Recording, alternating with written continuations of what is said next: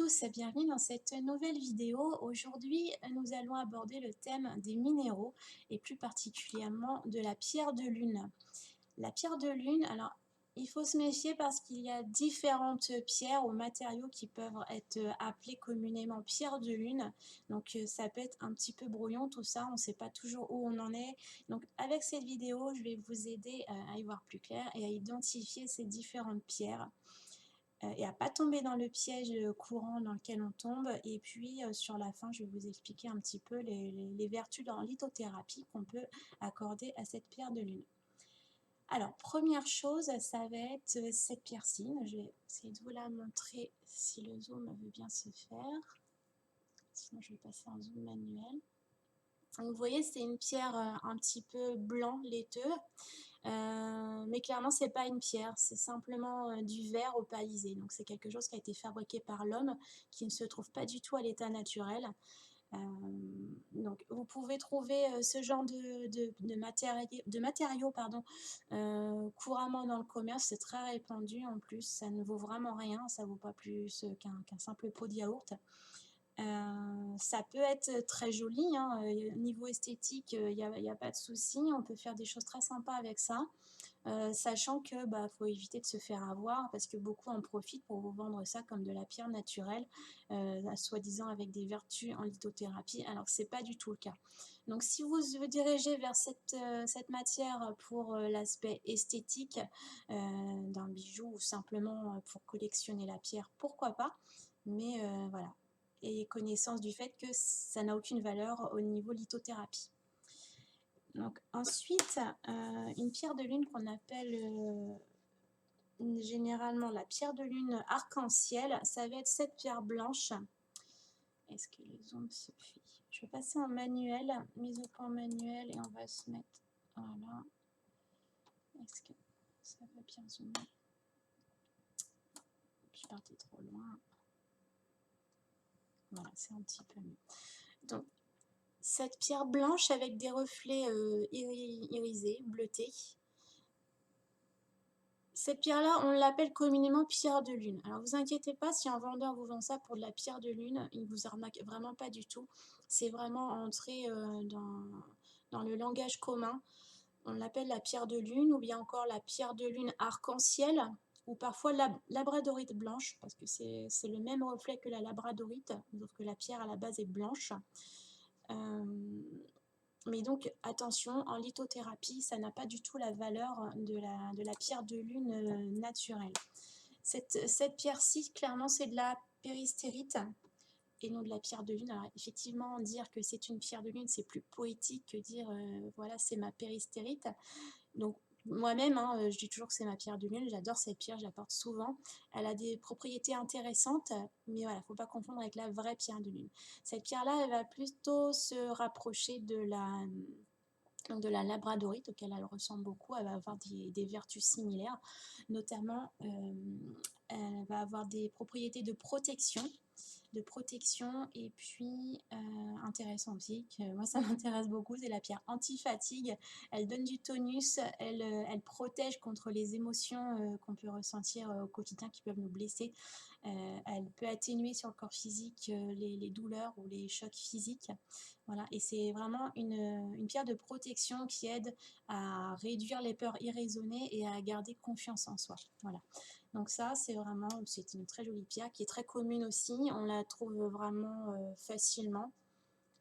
Après, c'est comme la labradorite, on a différentes qualités. Donc trouver une pierre avec vraiment un beau reflet, ça va être plus difficile, donc plus coûteux. Voilà. Mais voilà, vous inquiétez pas si on vous dit que c'est de la pierre de lune, ça n'en est pas, mais c'est pas de l'arnaque. Ensuite, donc la vraie pierre de lune, on y vient. C'est une pierre qui va être plutôt orangée, même si on a différents tons.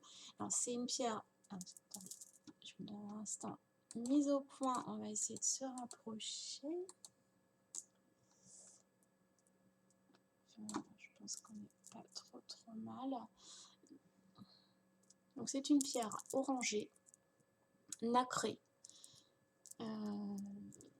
Et selon la qualité, on va avoir différents. Celle-ci, elle est vraiment très pure. Il y a vraiment Comment aucune aspérité dessus. Il y a, voilà. Et sur d'autres, on va avoir plus de nuances. Celle-ci est plus claire. Est-ce qu'on la voit bien en mettant ce zoom? Non.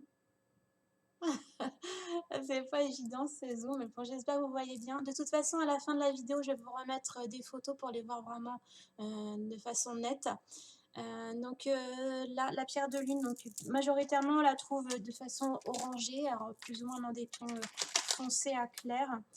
Vous voyez par exemple sur des cabochons, ça va être les deux de la pierre de lune, mais on va en avoir un beaucoup plus clair que l'autre.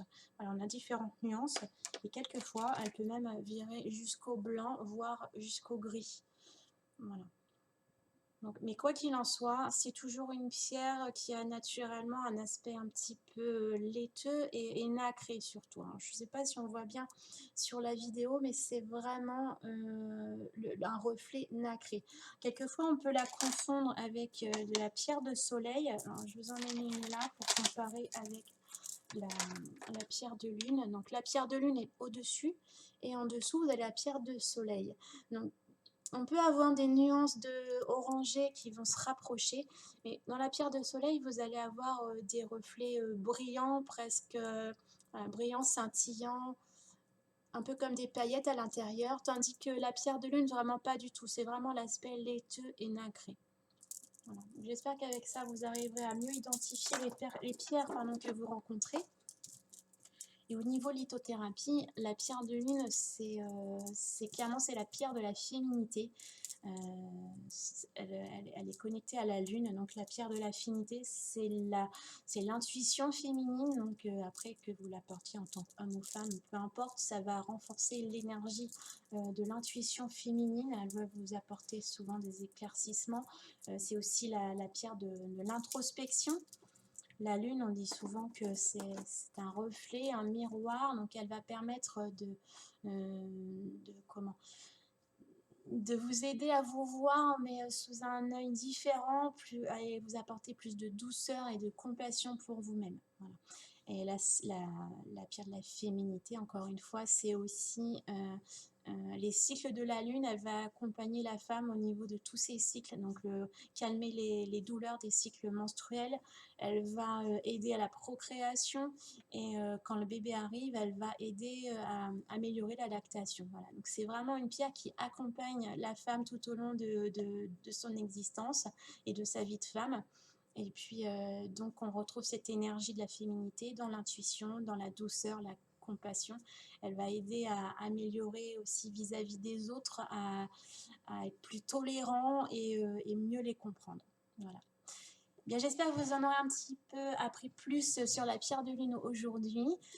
Donc, comme je vous dis, à la fin de la vidéo, je vais vous rajouter quelques photos en gros plan pour bien voir la qualité et la structure des pierres. Et puis, je vous dis à bientôt pour découvrir une prochaine pierre. Bonne journée!